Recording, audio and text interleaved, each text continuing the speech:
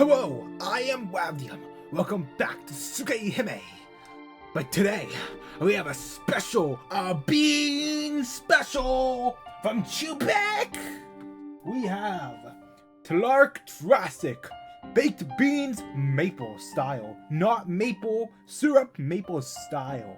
All right.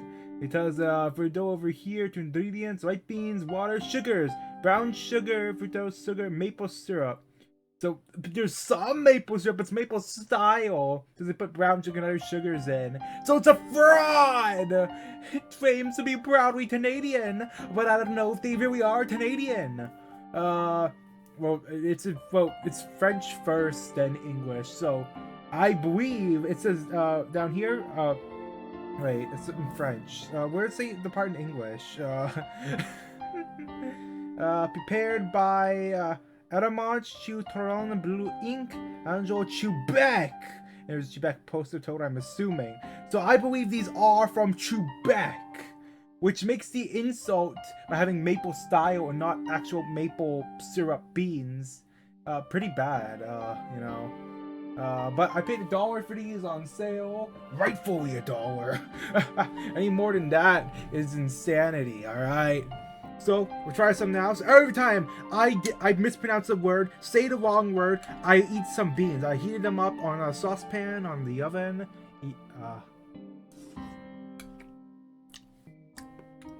Yeah, they taste good. Honestly, I haven't had maple styled beans. No, the bean company would make like full maple syrup bean. Okay, I think it's time to get into this now. I wasted too much time. Something else happened. So if I remember correctly, Tohno Shiki is keeping watch of our kid who used up their powers. And then once she's back in action, then they have to hunt down the vampire who's in trouble in the area. But for my title, because I'm eating beans from Quebec apparently, I'll name it. Yeah, beans are supposed to. Yeah, wasn't like I remember it's like jokes about beans make you use the bathroom, like when I was. That's just put too much gross out humor on Teletoon, alright? So I'll make it Tohno Shiki looks for a bathroom in Quebec because I'm eating beans from Quebec. Actually, I'm segueing to the next one as long as I still have those digestive cookies. This is like so immature. It's really just because Teletoon, torrid humor, gross out humor. Yeah, okay, time for me to do that on my channel. Wow, alright. So let's resume game. 21, 45, 21, 22, 29? Is that it? Memory 14? Did go to that? I'm gonna check my recordings. Wait, no, I can't. I have internet turned off. I don't have my phone. Oh man. I think this is fine. We already got through the vampire categories. Okay. Yeah, this is the right save, and this is where I left off at. Okay. So since we went off track there, and so I was talking about my walk, I guess, and so I have no else to talk about this. So I went to a discount store to grab some this cereal I like. It doesn't really taste like anything. It's just like more nut cereal with some dried fruit. But adding maple syrup to it adds flavor, and I like it in the morning. Yeah. Probably not good for me to be having maple syrup in the morning with as like to make sweeten up the stuff. So probably not healthy, but all right. But the thing is at a discount store is that the only place I buy chips from, I guess. I used to I remember like Old Dutch like there's this Old Dutch Ridges all dressed. That's my favorite chip. It used to be like $1, like 50 or $2 per bag pre-pandemic. Pre-pandemic, and then after they jumped up to $3 to $4 each, it's like so I stopped buying chips for so long. So now that I'm walking, I would say it was almost 2 hours I was walking for. But now I sort of ate too many chips. All I ate today was 2 bowls of cereal, and then a lot of chips, and now salad. Not salad. The beans. If I'm so hungry after beans, I'm taking a bite. No, I usually do like these dumb food challenges that suck. But these are just beans. I'm gonna have to finish this anyway. part of my supper. Afterwards, I don't think I had any meat today, so I was going to boil some eggs and make salad. I have cheese, I have dressings, I have lettuce, I have a ton of onion, I have ton cucumbers, and then boil some eggs. That sounds like a good salad, right? I have Caesar, blue cheese, and tomato yogurts. 4 different types of dressings. I should try putting that new hot sauce I bought from the store.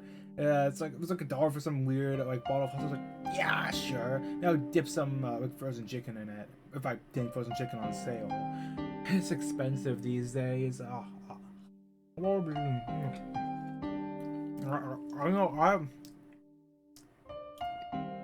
This is the second time I'm making a video about beans. You know, I already did a Bible reading where I was eating beans. It's like a very old one. Beans and Truths of Fiction, Rim Stumpy Bible reading part 8.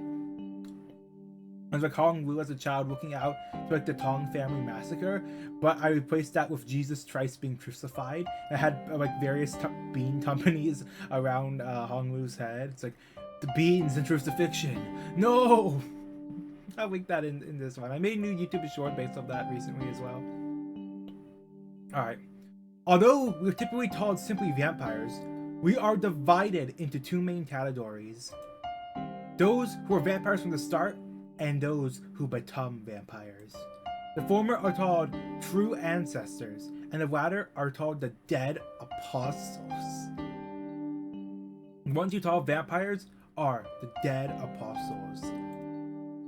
They drain the blood of humans and turn them into their slaves. They are weaker than sunlight, and need to vanquish them for baptism ritual. Huh? Like holy water? Baptized? Really? Our enemy is one of these dead apostles. It's gone from my enemy to our enemy. Well, I don't mind. She's not wrong, considering the situation I'm in now. So you're saying these dead apostles aren't vampires from the start? What do you mean by that? Dead apostles were once humans. They attained immortality through magic, or had their blood sucked by one of the true ancestors. Either way, the ones that become vampires become immortal, even though it's imperfect immortality. Those who are vampires from the beginning, and humans who become vampires. What is this? I get the feeling that there's some kind of huge contradiction to all of this. It feels like some important fundamental is missing somewhere in this theory. Hey, Shiki, how much do you know about vampire folklore? Let's see, just the usual stuff. They suck the blood of virgins. They can bind people just by looking at them. Bean.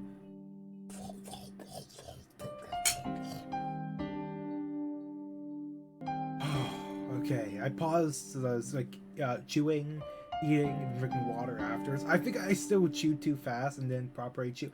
Next time, since I am recording, not streaming, I can just pause and get like the full like eating experience.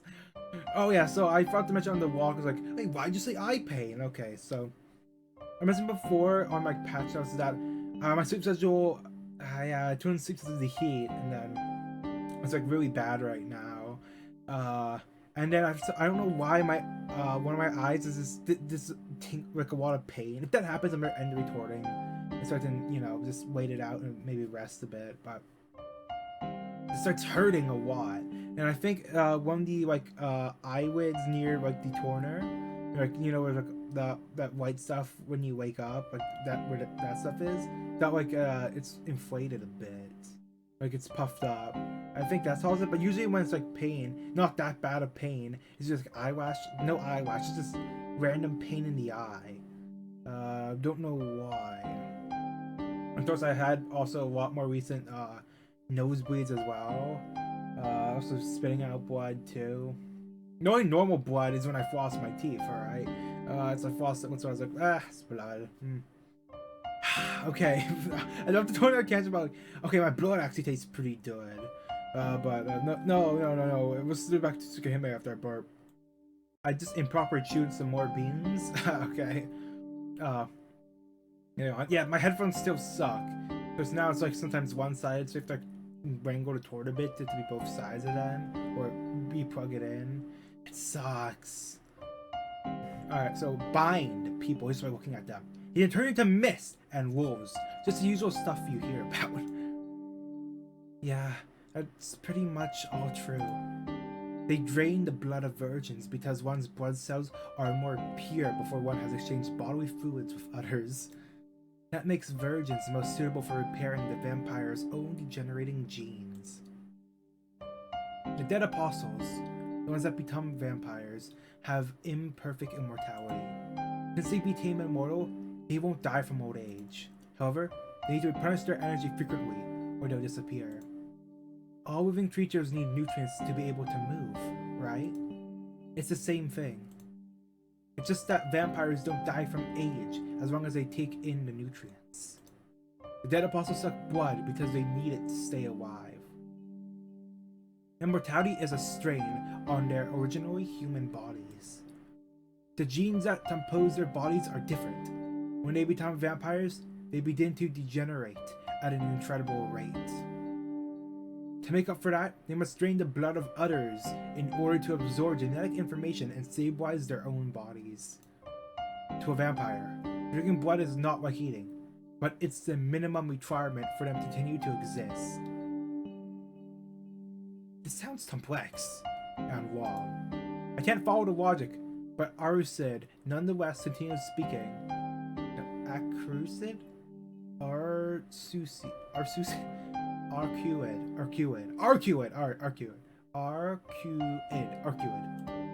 So, moving on. The ability to bind someone with just a look is a type of mystic eyes. Eyes and words are both common types of magic circuits. So there are many vampires who have mystic eyes. We usually possess the mystic eyes of enchantment. We don't enchant people by looking at them. Rather, we enchant those who look into our eyes. A powerful vampire using mystic eyes can impose his own will into the brain of another and completely dominate their thoughts. But the mystic eyes of a dead apostle doesn't have that much power. What you call turning into mist is really just making a spare body and controlling it via the will. Once the part serves its purpose, you cut the flow of magical energy to the offshoot, and naturally, it returns to dust. Wolves and other animal transformations are a byproduct of vampires repairing its damaged body from its familiars. For a vampire living a long time, stabilizing their bodies with normal lives is not sufficient. Humans are not fundamentally powerful animals, so it's more effective to repair one's body by absorbing beasts, as they surpass the human species in this respect. Vampires repair their own bodies with beasts, can return those beasts to their previous forms, and use them as familiars when they need to. From what I've heard, there's even a 1,000-year-old vampire whose body is made up entirely of familiars. They say he contains 666 beasts within his body, or something like that, anyway. I think Arusid's getting a little too wrapped up in her own speech. To be honest, I'm not finding this world easy to understand. Yeah, that's about it. Just an explanation of the very basics. But now, do you know what a vampire is? Well, I suppose. The reality of Arcuid being a vampire begins to feel harder and harder to accept. Now, it's my turn. Actually, there's something important I forgot to ask you too. What? You don't have to learn anything from me. I'm not a vampire or anything. I'm just an ordinary student. Now let me ask you this, Shiki. How exactly did you kill me? Huh? I'm asking about the method you used. I'm resistant against stuff like runes and Kabbalah, so those don't work on me. The only things I'm not resistant against is magic I have yet to experience, which is probably limited to ancient Shinto in this country and the treasures in South America. No, not even those to kill me that much. Answer me, Shiki. What kind of a total artifact did you use to incapacitate me to that degree? A total artifact? What's that? A tattoo which stores ideas and history. Jeez, you've got stars treasures in this country too, don't you? Sacred, sacred, sacred. Bing, bing, bing. sacred. Or no, is it stars? Sacred star. You got star treasures in this country too. Wait, is that that's right? Is that sacred? Is it sacred or stars? I don't know. Are they having the same spelling? I think. I'm just saying sacred. Wait, but there's an e. Okay, it's sacred. Yeah, in substance, don't you? They're using something like staffs and swords, jewels and masks, conceptual weapons that we use, and it's nature itself. Okay, wait. I thought it was like that was a separate F. Like, no. Come on, Shiki. Are you sure you're not someone from one of those fields? What field? I told you I'm just a student. I don't know anything. That's why. There's no way a human who's not even a magus can hurt me. Are you hiding something from me, Shiki? Arcuid gives me an angry, cat-like stare. But even if she looks at me like that, I'm not hiding it. Oh, wait. Actually, there's one thing. I'm not sure whether it's relevant, but Arcuid is staring at me. It's still staring at me. No, beans! Okay, I beamed. Now time to continue reading. Doesn't seem like I'll be able to keep quiet about it. Alright, I'll tell you. But how should I put this? I can see these wines that can only be used to cut things. Eh? Oh, she's stunned. She should be. Normally, I don't think anyone would believe a story like this. What do you mean? Arcuid asks in a serious tone. It's not exactly normal. I should have known she would defy my expectations in a good way. I mean, I see these wines where things can be tight. Living things, the ground, anything touchable. It's like a black wine. I can cut things clean when I put anything sharp through it. Does that mean anything to you? It's convenient to be able to cut steel with a knife and all, but it's not like I can cut it anywhere I like. I can only cut things where I can see the lines. And when I cut you, well, you can cut a drill skin with just a knife, right? Arcuid's eyes are serious as she glances at me. Those wild eyes that I've only seen once before. A daze that would stop my breathing. See, I thought the mystic eyes of death perception only existed in fairy tales. But I guess there is someone who can use them. A mutated monster like you. What? I don't think a vampire can call me a monster. A monster is a monster. There isn't anyone, even amongst us, with mystic eyes that can see the death of fate. Bean. Alright, I beamed. Okay. See the death of things? Arcuid nods in affirmation with an immaculate gaze. A circuit must have opened in your eyes, Shiki. Were you born with eyes like that? No, they came like this a long time ago, but I wasn't born with them. You must have had at least 1 near-death experience at some point, right? But it's true. 8 years ago, I got in an accident where I almost died. Just as I suspected. He had the latent ability, but that must have been the trigger. Mystic eyes of death perception. Huh? Yes, with those, you could definitely kill even me. With a small sigh, Arcuid's eyes returned to normal. Arcuid, do you know something about these wines? Not to the extent you would, but I do have some information. What you see is the end of all things, the point where things die easily. To put it simply, it is the time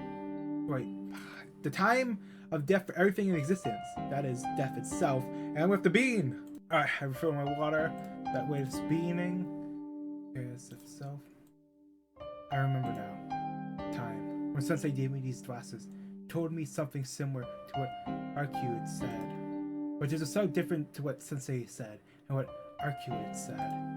What I'm seeing are only wines, and not something as disturbing as death. What are you saying? What I see are just the lines where things can be tight. I'm telling you, those wines are the death of the object. Listen, Shiki. Everything in existence has an end. There are differences to when, but it's an end nonetheless. Death does not arrive. It is already contained within the object at its creation, and it's bound to happen someday. This is what is called the principle of casualty. You've heard of that before, right? As long as something has an origin, it must have an end. When it will end is determined from its beginning. That's it's so called time of death. Bean. Oh. Okay, I'm starting to feel a bit sick from all the beans now. So, as it already exists from the beginning, it's not impossible. No, it's not impossible for one to see it with their eyes, given that they can comprehend the concept of time of death, and they have the appropriate circuit in their brain and eyes. That's the truth behind those lines you see. This is nothing more than the general concept. But if I were to theorize, I would say that they are the weakest parts of the joints between the molecules and something. Or perhaps a pre-designated switch within the genetic makeup that activates the death of that object. But that doesn't really make any sense. Oh, just makes okay. I can't see them, so I can't say for sure. But the lines aren't all you can see, are they? I would think there would be points more than lines. I think there would be points more than lines. Huh? Ah, that's right. I first saw Arcuid when I wasn't myself. When I took off my glasses, I just see the usual scribbles and black points where scribbles seem to flow from. There were. It only happened at one time, but definitely, I saw black points. There were several on your body, and the black lines flowed between them, joining them up. If I had to make an analogy, I would say those are like blood vessels. I see. The lines were things where things are in death itself. You know, let's finish the beans off at this point. Alright, let's stop here. I'm gonna finish the beans off. I know it's read normally. Alright.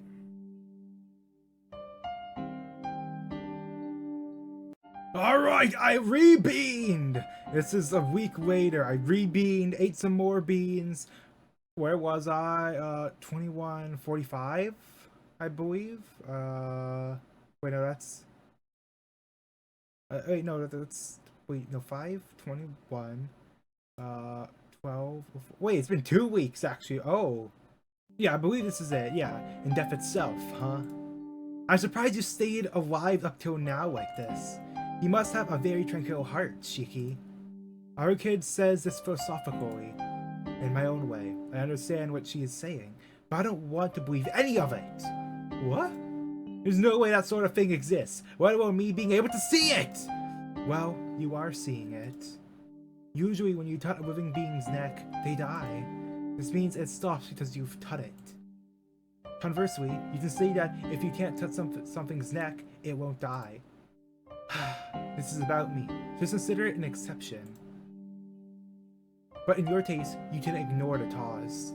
Even against that which is immune to all external effects, you kill first. What is killed then becomes dead. It's not that it stopped because you touch it, but in your case, you stop the object, and as a result, it is touched. See? What else did I tell you about a monster? You may just tell them lines along which something can be touched. But those eyes are more special than those possessed by any other user of supernatural power in history. You, Shiki, have the eyes that can kill anything, just like death itself. I'm at a loss for words.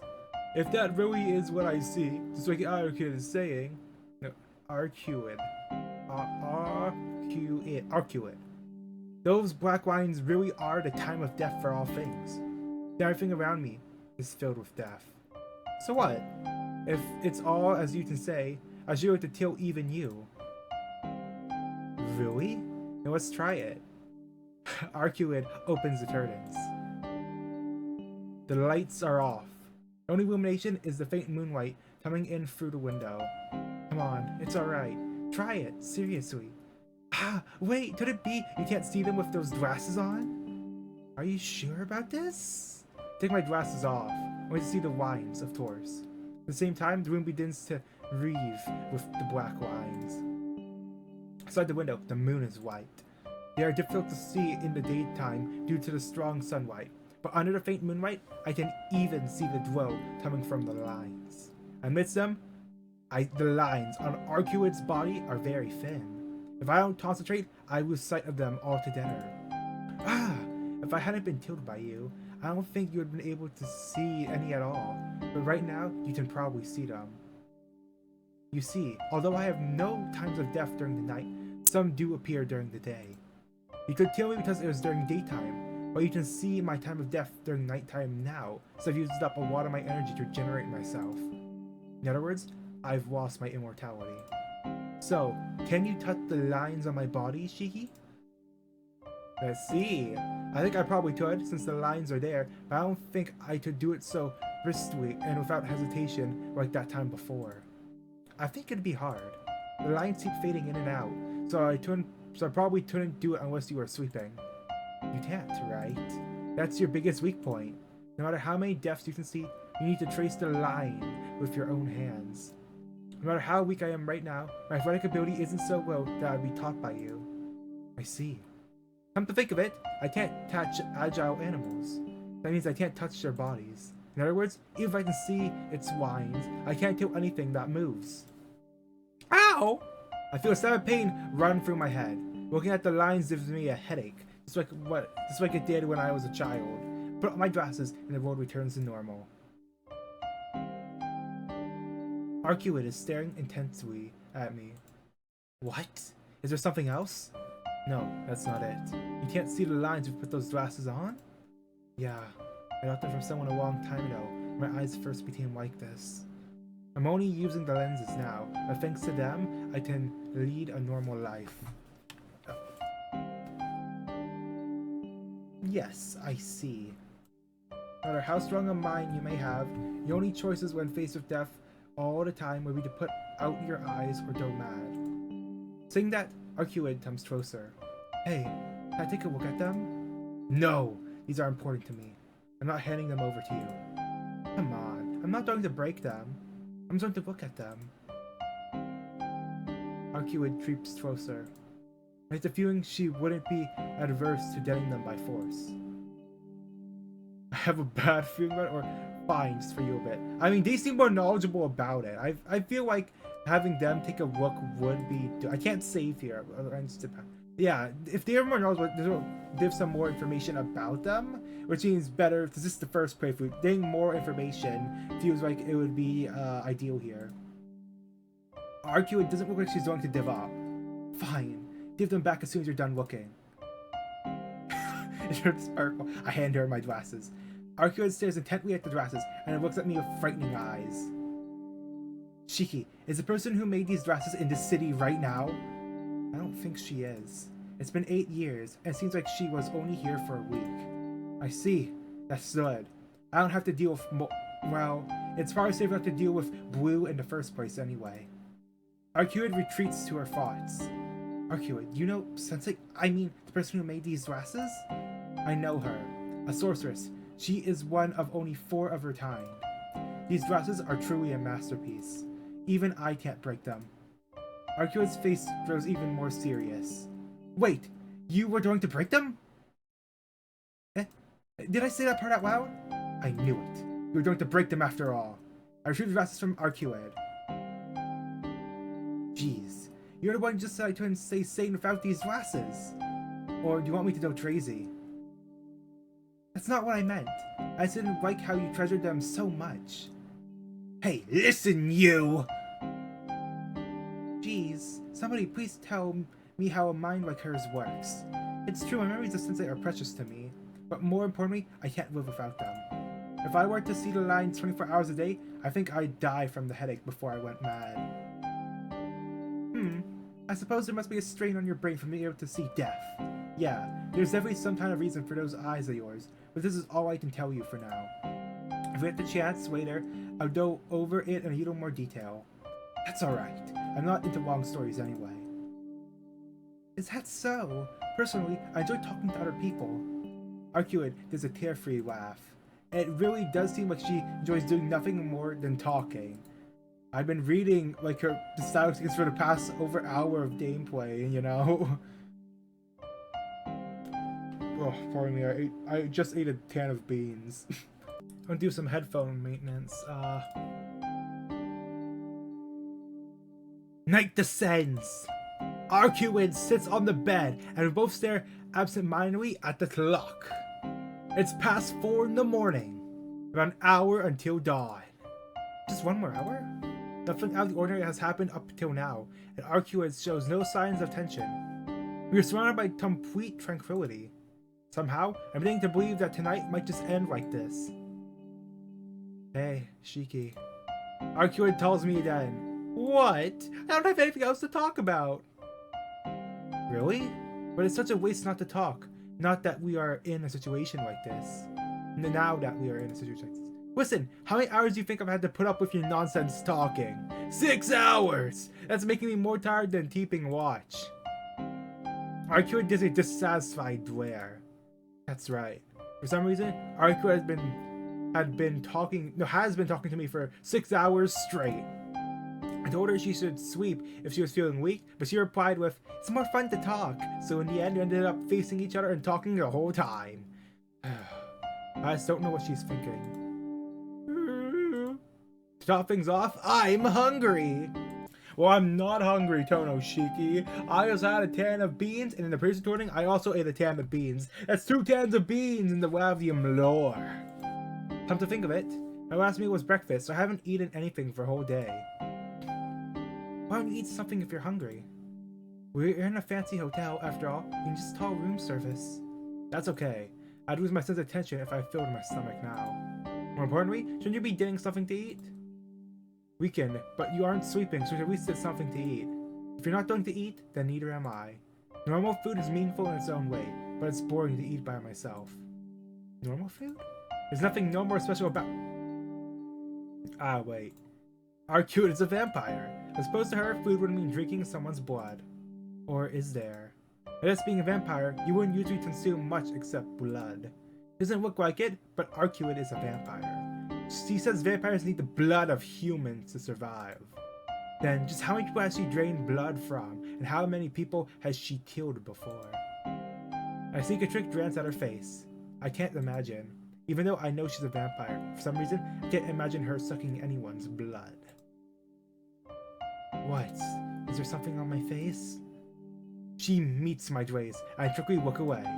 Arcuid continues to stare at me, and then gives a laugh of comprehension. Are you curious? About what? About how many people I've sucked blood from? She's completely read my mind. Arcuid's smile grows even wider, and I don't like it. Well, of course I'm curious. I am helping you, so if I don't know, I wouldn't have any idea about when you might have a change of heart and try to attack me. That would really be a problem. I see, Arcuid says. Well then, here's a question.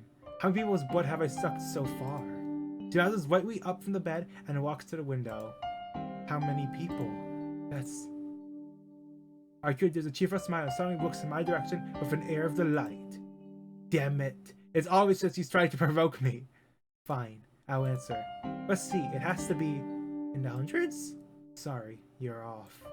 And in the thousands? Nope, that's wrong too. Arcuid laughs like it's so funny. Somehow this feels really frustrating. Damn! Then, well, I doubt it's the taste, but in the tens? That's wrong too. Oh, really? Tens, hundreds, thousands? Do you really see me as that sort of person? That's so mean. That would make me indiscriminate. Am I wrong? Vampires are indiscriminate, aren't they? Even humans get hungry merely by being alive. And when it's a matter of life and death for you, you wouldn't be picky either. Yes, that's true, but... I haven't tasted blood these last 800 years. Nor have I ever killed an ordinary human. Wait, is that true? It's the truth. After all, I'm afraid of sucking blood. Huh? Afraid of sucking blood? You've got to be kidding, right? A vampire is afraid of sucking blood? Why? Suppose I'm a coward. That's why I'm a failure as a vampire. Arcuate trembles as she looks up at the night sky from the window. She stays like that for a long time, continuing to look up at the sky. Her white back looks vague, hazed over, as if she was merely an illusion. I see. A failure. I whisper, and I feel relieved. Somehow, that makes me happy. Of course, it's only natural to be relieved.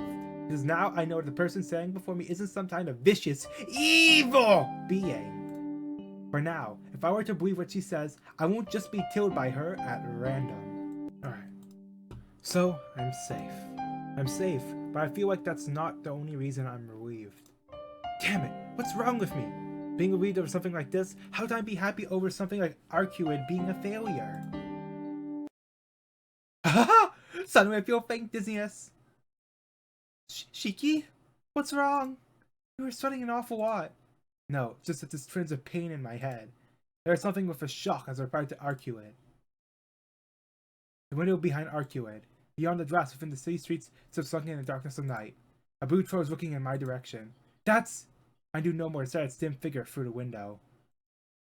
Arcuate turns toward the window too. Knitted first? Indeed. I have finally found you, princess of the true ancestors. From somewhere, a force of will flows into the room. Arcuate's eyes are full of enmity. Enmity? What? What the heck does enmity mean? I have no idea. Enmity. Hatred, okay, enemy, hostility, antagonism, biblically.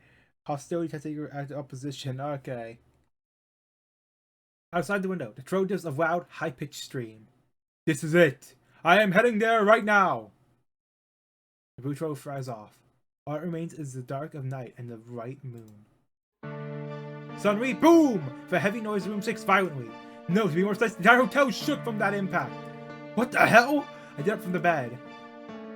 Arcuate is silent, biting her lips with a vexed expression. Arcuate, that's shaking just now.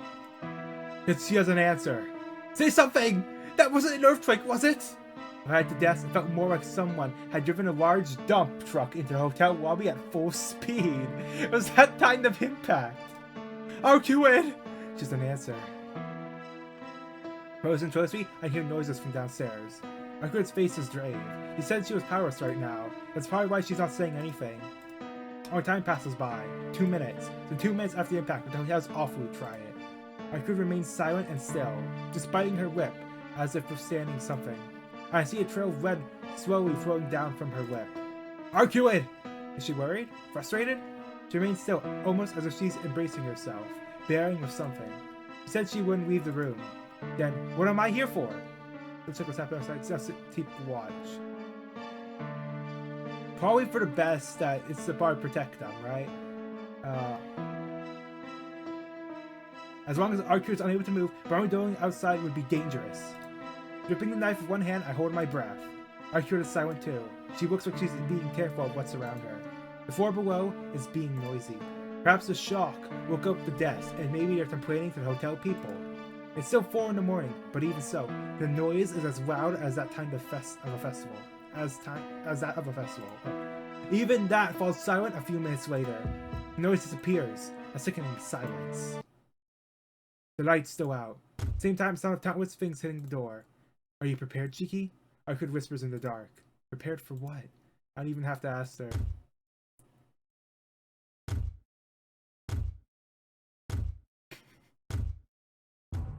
If remaining in here was a mistake, then that question was also a mistake.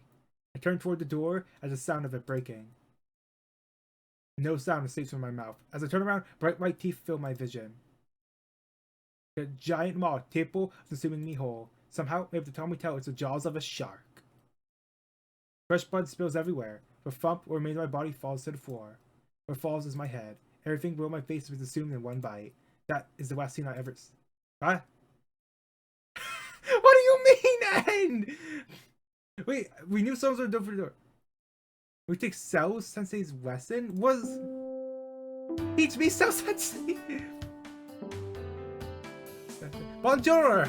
This tutorial is for the unlucky Tohno who easily ended up in a dead end again. It's time for Teach Me Cell Sensei! Now we'll start second period. This time we'll present the first Shakes in Shiver's Animal Land, a series that gives detailed observations of wild animals. Sensei, I have a question before that! The name sounds really stupid! In Japanese, you didn't read your name as Shell. Question denied. Now then, Tohno-kun, I think it's time to be prudent, but this time it seems to have backfired. I think it's still to be prudent. Basically, you are a hero, so your worklessness will be forgiven. It will be forgiven, but in a taste of absurd animal shark, as you couldn't do much. You'll just have to abandon Arcura this time around. Hey! I don't want to hear that from Shell! Abandon her! Yeah! No violence! Anyhow, please prepare yourself to explore the hotel alone. Inside you'll find a whole animal kingdom. As representative of primates, let's show the beasts what we've got. Genocide? We're going to wipe out the entire zoo inside the hotel, but that's for later. I thought he would have taken off the glasses and prepared himself to cut through stuff. I'm sure he could have probably cut through the shark. Well, the thing bit some. Yeah, that's a bit of a weird ending, but we'll stop here. I've been Wrapped here. Bye.